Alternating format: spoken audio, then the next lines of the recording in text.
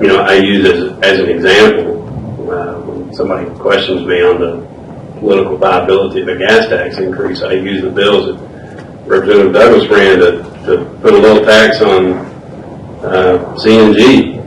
We couldn't pass that because it's used as a tax increase. I think Representative Hickerson had the bill to put registration fees on electric and hybrid cars.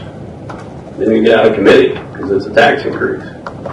So I want to throw two words out and encourage everybody to start thinking about these words, and they're revenue neutral.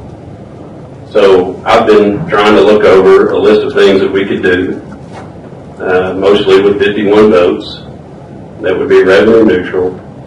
Again, it's not going to be easy. It's not real clean, but it could get us there. So let me run through the list.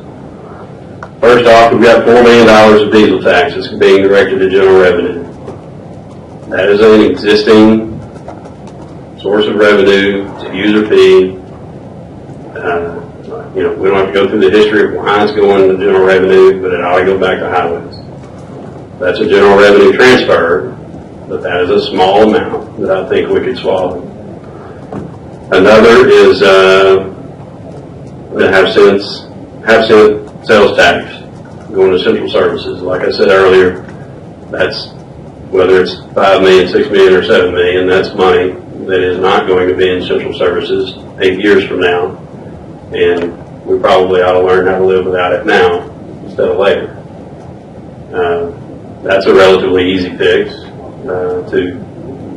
That's a simple appropriation bill to send $6 million or whatever it is out of central services back to highways, and that's only good for a year. We'd have to do that every year to do it.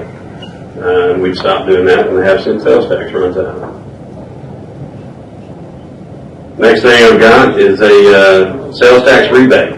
We've had a little bit of discussion, not a lot, but about sales taxes that are paid on construction materials that ultimately the department is paying for. And again, Representative Westerman ran a bill back in the past before I was here where he was smarter than me, but he had a lot of charts and figures on what we pay to finance those state sales taxes that the highway department is paying on